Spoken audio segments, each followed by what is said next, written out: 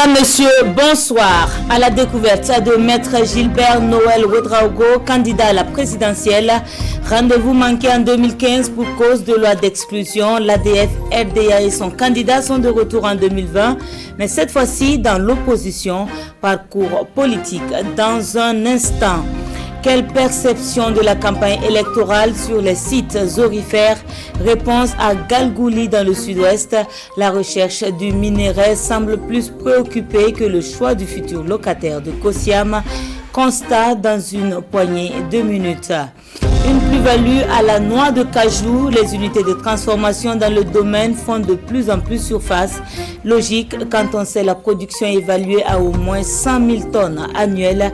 Et pour être plus compétitif sur le marché international, la labellisation est requise. C'est ce que nous voyons dans ce journal. Puis, dans la tourmente, Donald Trump n'en finit plus avec les accusations de fraude. Il promet se battre jusqu'à la Cour suprême. En cause, selon lui, les délais de recomptage des bulletins. Nous développons l'information en fin d'édition. Et ce sont les titres du 20h de ce soir. Une fois de plus, bonsoir. Il est l'un des candidats, des 13 candidats à la présidentielle du 22 novembre, recalé en 2015 pour soutien au projet de modification de l'article 37. Maître Gilbert Noël Ouédraogo est de retour en 2020. Portrait du président du parti de l'éléphant avec Moumouni Soubeiga. Il est sans conteste l'une des plus jeunes figures de la vie politique burkinabé des années 2000.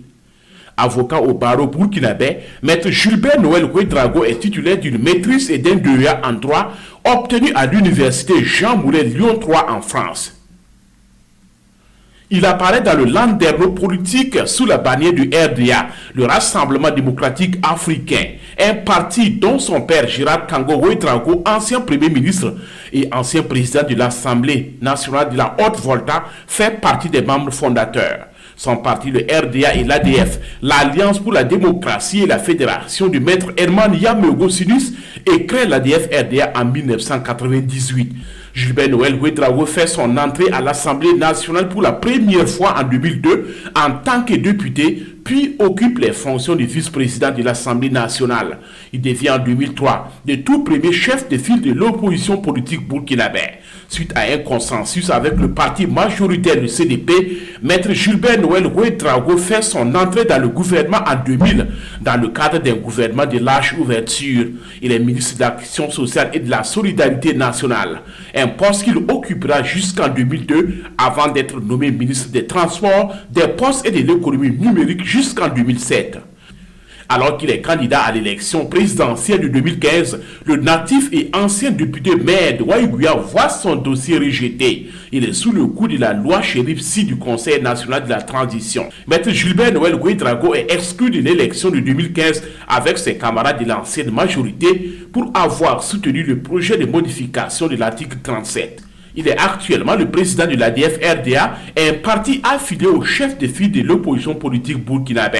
Candidat à l'élection présidentielle du 22 novembre 2020 pour le compte de l'ADF-RDA, Maître Gilbert Noël Ouédraogo est âgé de 52 ans. Et en ce moment précis où la campagne électorale bat son plein, nous avons choisi d'en prendre le pouls sur les sites aurifères et nous sommes allés à Galgouli, près de la frontière nigérienne. Vous le verrez, l'ambiance est tout autre avec une préoccupation plus axée sur la recherche de l'or. Certains orpailleurs affirment même ne pas avoir d'informations sur la campagne électorale en cours. Elvis Twina et Romuald Patrice Toui. À l'entrée comme à l'intérieur du site d'or de Galgouli, aucune affiche ni de poster des candidats aux élections couplées du 22 novembre. Les représentants des partis politiques sont également absents. Les chercheurs d'or, quant à eux, vaquent à leurs occupations et disent ne pas être au courant de la campagne électorale. Il n'y a pas de gens qui viennent interroger. Non, on n'a même pas vu la carte. Non, on ne sent pas. C'est pas vous êtes venus aujourd'hui pour nous interroger là, on ne sent pas qu'il y a toujours. Il y a quoi de cette année? On croyait qu'on en a. Non, on ne sent pas. Hein? Depuis que ça a commencé, nous,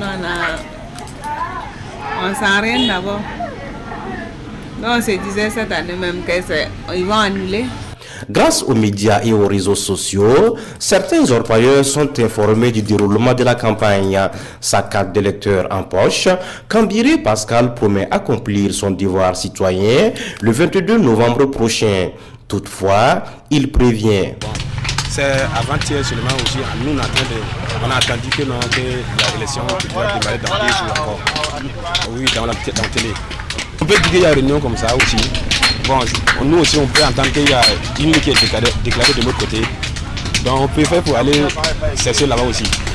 Voilà. Aujourd'hui là, vous savez que c'est l'argent qui fait tout. On peut pas, l'endroit où tu vas aller gagner, tu ne peux pas laisser et puis aller sur l'autre privé encore. Au Sidor, les élections ne sont pas la première priorité des orpailleurs. Ces chercheurs d'or ne se sentent pas courtisés par les politiciens. D'ailleurs, certains estiment qu'ils sont les oubliés de la société. Ça nous fait mal, mais comme c'est le site là, bon, il n'y a pas... C'est pas, tu te déplaces jusqu'à Kamti, il n'y a personne ici. S'ils viennent, c'est que nous sommes considérés. En attendant l'élection du président du Faso et des députés le 22 novembre prochain, les orpailleurs de Galgouli plaident pour la prise en compte de leurs préoccupations par les candidats. Elles se résument à leurs conditions de vie et de travail difficiles. Et l'actualité sur le déroulement de la campagne électorale, c'est tout à l'heure à 22h. Dans un autre domaine, l'expertise burkinabé en matière de BTP est sollicitée une fois de plus au Niger. L'Africaine des travaux publics y a obtenu un marché d'aménagement et de bitumage de la route Dogon-Terabam, longue de 168 km et 5 km de voirie dans la ville de Dogondouchi. Le coût du marché est estimé à plus de 77 milliards pour une durée des travaux fixée à 36 mois. Le lancement est présidé par le président nigérien, comme nous le montrent Nong Bakouda et Oumou Sissé. Le gouvernement nigérien mise une fois de plus sur l'expertise de l'Africaine des travaux publics ATP, une entreprise burkinabé pour la réhabilitation et la construction d'infrastructures routières. L'entreprise de Mahamadi Sawadogo doit aménager et bitumer la route Dogondouchi-Dogonkiria, Bagaroua-Tebaram, longue de 168 km. Cette route, c'est une route à revêtement bicouche de largeur avec 10 mètres de plateforme, une chaussée de 7 mètres. En race campagne, c'est une chaussée de 7 mètres avec 2 accotements de 1,50 m de part et d'autre. Mais en agglomération, c'est 7 mètres avec des accotements de 2 mètres de part et d'autre. En plus, 5 km de voiries seront aménagées dans la ville de Dogondouchi. Une confiance renouvelée au vu de l'expertise technique, matérielle et humaine dont dispose l'Africaine des travaux publics. Aujourd'hui, nous avons donc été adjudicataires de ce marché. Nous avons été notifiés. Donc, nous sommes en train de nous préparer pour le déploiement du matériel que vous avez constaté, qui est juste à quelques centaines de kilomètres d'ici, et nous allons transférer. Et donc, pour nous, c'est une continuité. Dans le cadre de l'exécution, donc ATP aura besoin d'un partenaire sûr, un partenaire financier sûr pour l'accompagner. ATP peut compter sur Coris Banque Internationale Niger pour un financement de bout en bout dans le cadre de ce projet. Une continuité et un grand défi à relever dans 36 mois pour ATP. D'un montant de plus de 77 milliards de francs CFA, cette route est financée par l'État nigérien, contrairement au précédent marché de l'entreprise qui a été exécuté en mode partenariat public-privé.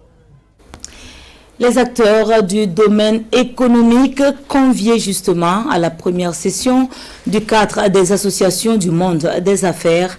Il s'agit essentiellement pour eux de réfléchir sur les stratégies à mettre en place pour permettre au secteur privé d'être plus dynamique. La rencontre a également permis de faire le bilan des activités de la délégation consulaire régionale. Lamine Karantao et Kadou Romaine qui. Lentement mais sûrement, le cadre d'échange entre les acteurs économiques porte fruit.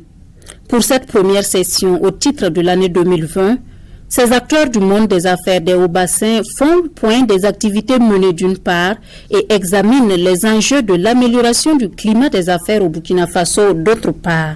C'est d'abord leur dire, faire l'état des lieux, comme je viens de vous le dire, en disant là où ça a bien marché, là où ça n'a pas marché, mais également pouvoir dire au monde des affaires de notre région de Haut-Bassin que le gouvernement a pris des mesures d'accompagnement dans le cadre de cette crise sanitaire, notamment la mise en place du fonds Covid, qu'on appelle Free Covid. Cette rencontre intervient dans un contexte économique et social difficile du fait de la pandémie de la maladie à coronavirus. Une situation qui a mis à mal le tissu économique déjà fragilisé par l'insécurité. Malgré tout, quelques réalisations sont à mettre à l'actif de la délégation consulaire régionale de l'Ouest. Aujourd'hui, rien ne peut se faire si nous ne mettons pas à niveau nos hommes d'affaires. Nous avons fait des formations qui ont touché presque 2500 personnes. En dehors de cela, il faut aussi des infrastructures structurelles.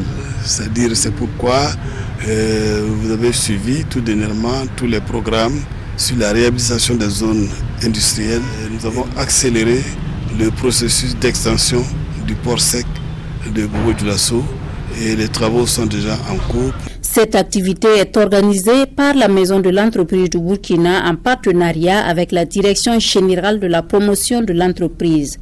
Les participants sont appelés à mener une réflexion profonde pour une amélioration du climat des affaires. Et un label de plus pour les produits burkinabés. Nous restons dans le domaine économique pour parler cette fois-ci de la filière anacarde. Plus de 100 000 tonnes produites par an et destinées au marché international, d'où l'apparition de plus en plus fréquente des unités de transformation. Filière porteuse de l'économie pour mieux se vendre, l'anacarde est désormais dans la labellisation depuis ce 4 novembre. Lamine Karantao et Ali Traoré. Troisième produit agricole d'exportation après le coton et le sésame, l'anacarde contribue à la réduction de la pauvreté dans les zones de production. Toutefois, la filière reste confrontée à la problématique de la qualité et de la compétitivité sur le marché, d'où le lancement de ce processus de labellisation. Cette activité permettra également d'organiser davantage les acteurs à la base pour qu'on puisse arrêter de façon consensuelle un minimum de critères qu'on appelle le cahier des charges qui va permettre de rassurer les acheteurs que le produit du Burkina Faso obéit à un minimum de conditions. Et les éléments essentiels de l'anacarde, c'est notamment l'humidité, le taux d'humidité, ce qu'on appelle aussi le KOR. Ce sont des éléments sur lesquels on va s'appesantir pour pouvoir arrêter un minimum de conditions. Le présent atelier d'information et de sensibilisation devrait favoriser un bon déroulement de ce processus de labellisation en recueillant les avis de l'ensemble des acteurs. Nous sommes à la première étape et on va faire le tour des différentes régions de production de l'anacarde pour que les uns et les autres puissent comprendre d'abord le processus et donner leurs préoccupations sur un certain nombre de critères.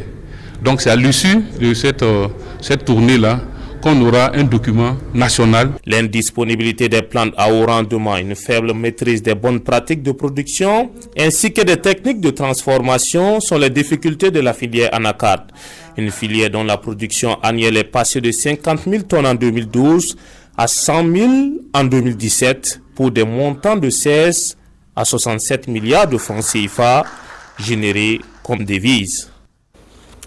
Il se veut tout aussi rentable parce que prisé sur le marché de la consommation. Il s'agit du porc dont l'élevage se constate dans plusieurs zones. Yann Adjassou en fait l'expérience avec ses premiers pas dans le domaine en 2017. Avec 30 truies au départ, aujourd'hui il en est au chiffre impressionnant de 200 par an, d'au moins 120 kg. Il s'est installé à Dédougou et c'est là qu'une de nos équipes a fait sa rencontre. Détail avec Roger Kam et Ismaël Diloma Sirima. Perdu au milieu de la brousse du monde, Monsieur Adjassou Yao fait de la porcherie sa passion. Avec sa femme et quelques employés, ils élèvent les porcs de façon scientifique. Leur premier souci est l'alimentation. Elle doit être suivie selon des mesures très exigeantes si l'on veut avoir des porcs bien en forme. Et notre porc, par exemple, il mange au moins 3 kilos d'aliments complets par jour. 1 kilo fait 250 francs minimum. Donc un seul porc est à 750 francs par jour. Ils ne mangent pas ce qui est dehors, comme vous le voyez, ils sont dans les enclos. Il faut aller chercher la nourriture qui n'est pas aussi souvent disponible. Les porcs de M. Adjassou sont propres. Ici, tous les jours, on veille à l'assainissement de chaque box et surtout au plaisir des animaux. C'est là où il mange, c'est là où il pisse, c'est là où il chie. Mais ce qui tient le plus à cœur le propriétaire de la ferme, c'est la santé des animaux. Aujourd'hui, il reçoit des vétérinaires parce qu'il a remarqué des taches inhabituelles sur les porcs, appelées rouget de porc. C'est une maladie qui se manifeste par des taches rougeâtres sur le corps des porcs. Et c'est une maladie bactérienne. Il faut faire vraiment très attention et suivre les plans de prophylaxie sanitaire parce qu'il y a des prophylaxies sanitaires. Les gens pensent que le porc n'a pas besoin de traitement, qu'il peut se traiter tout seul. Non, il est comme tout autre animal, comme bovin, ovin, éleveur. Il a besoin de soins. Après le diagnostic, place à la séance de vaccination. Maintenant qu'ils sont hors de danger, Dr Kokoa nous fait part des risques que l'on court lorsque les porcs contractent des maladies comme la cysticérose.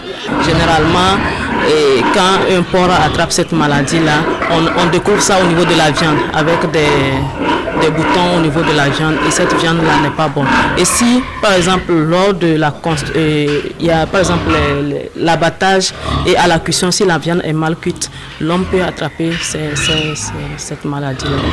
Avec le suivi du protocole vétérinaire, cette ferme produit en moyenne 200 têtes de porc par an, avec des poids qui varient de 120 à 200 kg par tête. J'aimerais demander à tous les consommateurs de porc que nous sommes à leur disposition pour produire la viande de qualité. Ici, nous produisons l'alimentation, le service vétérinaire, tout est suivi. Il invite ainsi les éleveurs particuliers à se professionnaliser au profit de la santé des consommateurs. Dans le volet élevage toujours, il est question de réduction des conflits liés à la transhumance dans le Liptako-Gourma. La question est traitée de façon tripartite entre l'OIM, la FAO et le ministère des Ressources animales. L'ouverture de la session du Comité national de transhumance est intervenue ce 5 novembre. Le compte-rendu détaillé de Daouda Ouattara et Sekou Zongo.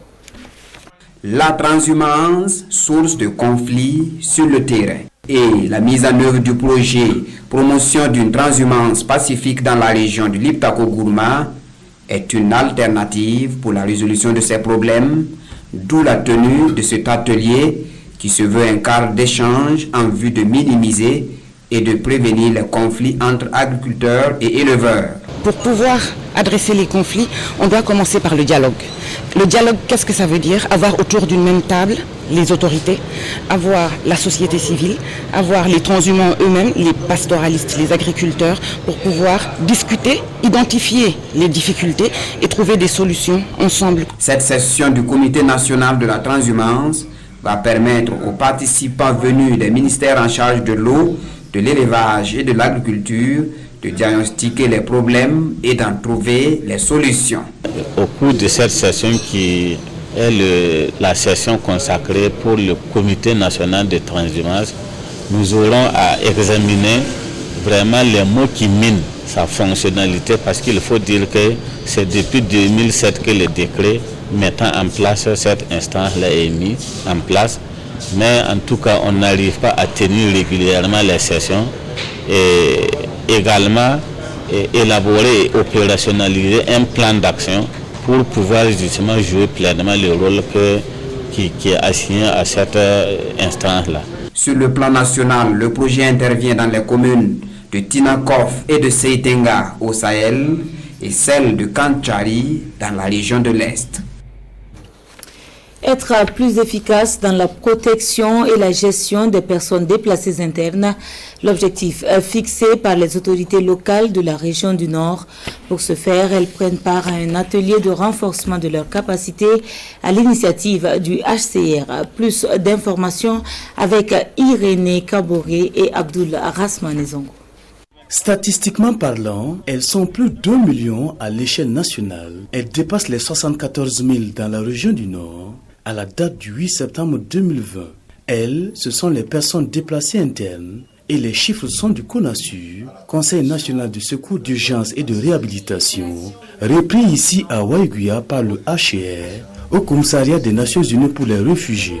Ces populations civiles en mouvement forcé, du fait de la crise que traverse le Burkina Faso, ont besoin d'être mieux protégées et l'État en première ligne. D'où cette rencontre de consolidation des compétences des autorités administratives locales et communales. Qu'est-ce que nous pouvons faire pour les accompagner, ceux-là qui ont abandonné leurs biens, leur domicile et qui se sont retrouvés par la force des choses déplacés internes. Donc il faudrait qu'on puisse réfléchir pour permettre à ces personnes-là de se sentir un peu là où elles se trouvent.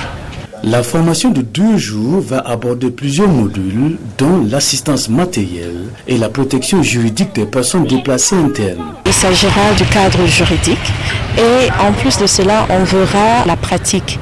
Qu'est-ce qui est pratiqué au niveau de la région? Et en 3e lieu, on va parler de la coordination humanitaire elle-même. Au sorti de l'atelier, les participants devront être mieux imprégnés et outillés dans la protection et la gestion des personnes déplacées internes. Également en concertation, les acteurs impliqués dans la lutte contre le changement climatique. Ce 5 novembre, ils se sont intéressés aux engagements du Burkina sur le climat en revisitant les contributions déterminées nationales. On en apprend davantage avec Amado Ilboudo et Olopoda. Réduire de 18,2% le taux d'émission des gaz à effet de serre à l'horizon 2019, c'est l'engagement pris par le Burkina Faso en 2015 à la conférence de Paris sur le climat. Un engagement consigné dans la CDN, la contribution déterminée nationale. Ce document de référence en matière de lutte contre les changements climatiques est soumis ici à une révision. Sous l'accord de Paris, les États doivent réviser leurs contributions chaque 5 ans. Donc la première soumission a eu lieu en 2015 et nous sommes en 2020 et cette année nous sommes en train de réviser ce document. Et nous avons adopté une démarche très participative et inclusive, raison pour laquelle on a engagé une série de consultations avec l'ensemble des acteurs. Aujourd'hui, c'est les communicateurs et les journalistes qui sont concernés par ce processus de consultation. Le programme des Nations Unies pour le développement accompagne le gouvernement dans la mise en œuvre de ces projets et programmes visant à réduire les effets des changements climatiques. Un soutien centré sur la prise en compte des préoccupations des femmes et des jeunes dans les politiques de réduction et d'adaptation au changement climatique. Cette étude analyse le genre dans les secteurs, vise à appréhender, identifier les différents goulots qui minorent, n'est-ce pas, le rôle, la participation et la contribution de cette frange importante-là dans l'atteinte des objectifs. Le Conseil permanent pour le développement durable, initiateur de cette rencontre, envisage poursuivre ces échanges dans les régions des Cascades, des Hauts-Bassins, de la Boucle du Moun, du centre-ouest et du centre-est. Une régression nette du taux de prévalence du VIH-Sida au Burkina de 8 à 1%, satisfaisant mais insuffisant pour conduire à une baisse de la garde. De ce fait, les sensibilisations se poursuivent pour le comité ministériel de lutte. Il était ce 6 novembre à l'Institut des sciences et techniques de l'information et de la communication. Bernard Kumbelem et Sekou Zongo. Lutte contre le VIH-Sida au Burkina Faso, le comité ministériel de lutte contre la maladie poursuit sa bataille à travers cette session de formation organisée au profit des étudiants et du personnel de l'Institut des sciences et techniques de l'information et de la communication ISTIC. Cette session de formation va permettre de sensibiliser les participants sur la persistance de la maladie et de son impact négatif sur le développement socio-économique du Burkina Faso. Le VIH existe toujours dans notre pays. Et cette maladie-là, elle freine le développement économique et constitue également un problème sérieux au niveau social, puisqu'on constate que les malades du VIH sont stigmatisés, leur entourage également est stigmatisé. Et donc ça c'est un problème sérieux, c'est pourquoi cette série de conférences a été initiée. Au sortir de cette session, les organisateurs entendent prendre en compte les échanges qu'ils espèrent fructueux pour améliorer leur stratégie de lutte. Les acteurs comptent véhiculer les connaissances reçues à cette formation à leur entourage, une façon pour eux de contribuer à la lutte contre le VIH-Sida au Burkina Faso. Et la bonne nouvelle pour deux parieurs de la ville de Gawa, l'un conducteur de tricycle et l'autre cultivateur, 38 millions à se répartir, de quoi changer leur vie. Nos deux chanceux ont décidé de s'orienter vers l'immobilier pour l'investissement. Elvis Tuina, Mathieu Da et Lambert Assoma. Ces deux parieurs de la ville de Gawa intègrent officiellement le cercle des millionnaires. Pour avoir misé 300 et 1800 francs CFA, Kadre Ganaba et Fernand Bakioulo décrochent les chèques de 21 et 14 millions de francs CFA. Je ne croyais pas. J'ai tenté seulement pour voir si je peux gagner. Je veux construire puis faire élevage pour mettre dans la location, pour avoir un peu aussi. Ce paiement intervient une semaine après la remise de 38 millions de francs CFA à un parieur de la ville de Gawa. Les responsables de la LONABE interpellent les parieurs à plus de vigilance. Ils invitent les heureux gagnants à investir dans des secteurs porteurs. De plus en plus, nous nous rendons compte qu'il y a la prolifération de jeux illégaux. Et ces jeux grugent la clientèle, ils prennent l'argent alors que d'abord, ils n'ont pas d'autorisation et ils pratiquent. Et la population, comme ils rentrent dans les quartiers, la population va vers eux. Nous invitons la population à plus de vigilance. Avec la LONABE, ils gagnent. Ils sont payés, ils ne gagnent pas, ils contribuent au développement comme les investissements que vous voyez ici à Gawa. Oui, tout notre souhait, c'est que vraiment les gens qui ont la chance d'obtenir ces gros lots puissent se réaliser. Alors, tout ce que nous voulons est que quand on va revenir les prochaines fois, qu'on voit que ces gains-là ont changé leur vie et que ces gains ont changé la vie de leur famille et que ces gains ont changé même, en tout cas, la vie tout entière au niveau de Gawa. Parce qu'ils peuvent créer des emplois, ils peuvent embaucher des gens, ils peuvent créer des entreprises, alors ils peuvent même donner des contributions pour aider en tout cas des gens qui ont besoin. Interpellé, le conseil municipal de Gawa promet accompagner les bénéficiaires à opérer des investissements utiles. Hors de chez nous, Donald Trump poursuit ses accusations de fraude dans le scrutin. Le président américain, lancé dans un activisme juridique, se retrouve de plus en plus isolé. Il n'en demeure pas moins qu'il promet se battre jusqu'à la Cour suprême pour se faire entendre. La mauvaise foi jusqu'au bout, de plus en plus isolé, Donald Trump continue de lancer sans preuve ses accusations de fraude. Envers et contre tout, l'équipe du président sortant veut convaincre du fait que les délais pour recompter les bulletins sont dépassés. Il y a des questions sur qui a changé ces délais. Était-ce le législateur? Était-ce une commission électorale? Était-ce un tribunal? Et si c'était un tribunal, a-t-il abusé de ses pouvoirs en vertu de la constitution d'un État ou de la constitution fédérale? C'est ainsi qu'ils essaient de tirer parti de ces affaires en essayant de les faire passer du niveau d'un État au niveau fédéral afin de pouvoir les soumettre, espère-t-il, aux juges fédéraux de la Cour suprême qui ont été nommés par Donald Trump. Les procédures principales ont été lancées dans les États clés de la Géorgie, du Nevada, du Michigan et de Pennsylvanie, les derniers États à annoncer leurs résultats. Il y a 20 ans, la course entre George Bush et Al Gore avait été gagnée après qu'une bataille juridique sur la Floride était allée jusqu'à la Cour suprême. Mais les juristes ne s'attendent pas cette fois à ce que la même chose se produise. 2000 est probablement l'élection qui revient le plus à l'esprit quand on parle de la Cour suprême. La Cour suprême avait revu la décision de la Cour de Floride et avait émis son avis le 12 décembre, juste avant la date limite pour nommer les grands électeurs. Donc même si l'équipe de Trump essaie de retarder cette décision, de la transmettre aux grands électeurs, puis de la certifier au Congrès, il ne peut pas juste passer le relais à la Cour suprême et dire que cette élection était injuste.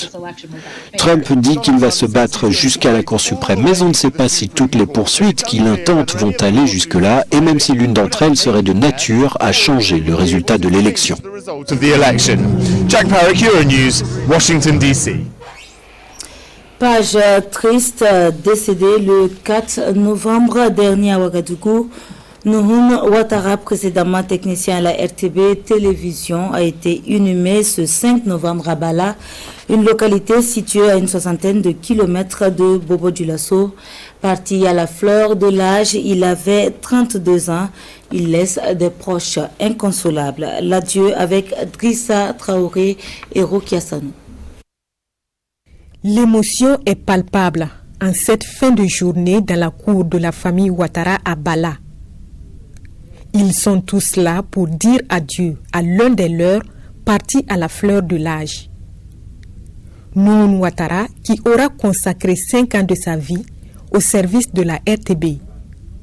Et les qualificatifs ne manquent pas pour traduire son amour pour le travail bien fait.